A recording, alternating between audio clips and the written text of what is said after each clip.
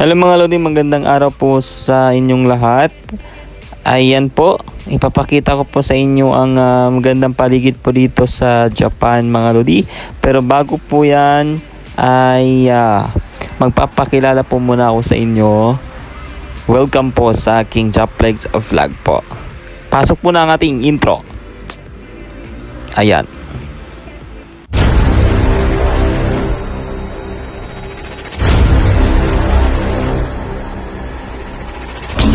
Make some noise for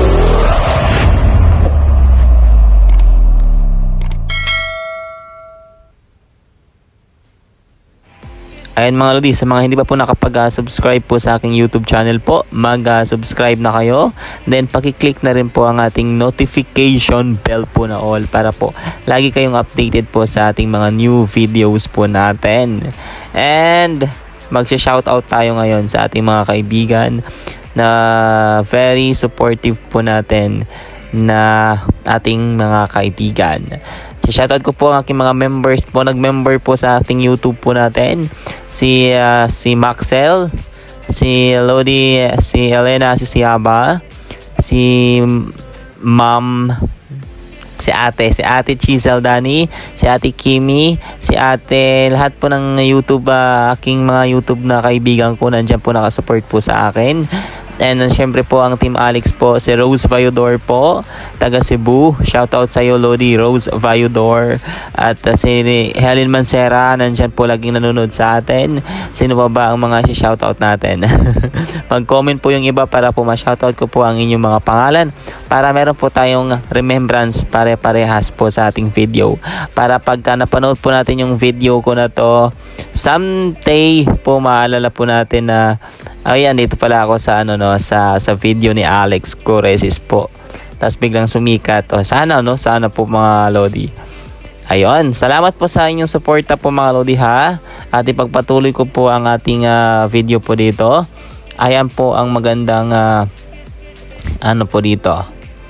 Yung mga building po dito mga Lodi. Ang tawag po sa mga building po na yan mga Lodi ay mayroon po kasi mga dyan, may palace po na nakalagay. Yung mga palace po ang mga nakalagay. Yung mga apartment po dito is yun po yung mga ganyang apartment po. Pero yung mga building po na tinatawag ay parang iba yung sa Japan. pag mga building parang palace yung tawag. Tapos pag mga apartment, yun yung mga ganyan. Ako'y naguluhan din po masyado. Basta po i-enjoy na lang po natin ang buhay. Huwag na lang po natin i-stressin po yung ating mga sarili sa mga ganitong bagay. Kasi marami po tayong iniintinding mga dapat nating iintindihin. Huwag na po yung mga ganitong maliliit. Diyos mio. Pahirap pa sa buhay, Pandagdag sa problema sa mga iniisip.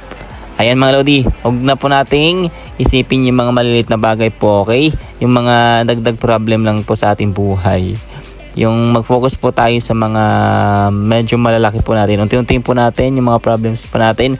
Napunta na po tayo sa problems. Ayan. Enjoy po sa view po natin at yung ating paligid. O ayan. Yung ating mga Japanese people po na naglalakad po. At ang ang linis talaga kahit saan talagang pwesto.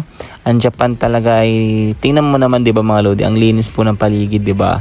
Talagang mapapansin natin na napaka-organized ng mga gamit, napakaayos ng mga pwesto, ng mga pagkakapwesto ng mga dito mga halaman, mga puno. Di ba mga Lodi, ang sayang tingnan, ang fresh tingnan, ang liwanag tingnan. Ayan po, see you po sa ating next video. Salamat po.